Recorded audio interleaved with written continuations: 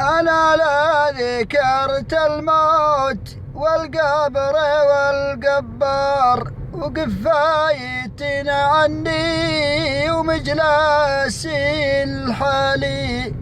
طار لي من اللي في قدم الزمان أخبار، تورد على ذهني أمور ورا بالي، أمور بحكم السر بكره تصير جهار، ويصعب على رجلي ظهوري ومنزلي، يكف القلم ويجيب في لحانة الأقدار، وتطوى سجلاتي على ماضي أفعالي. ألا يا الله إني طالبك عشرة الأخيار،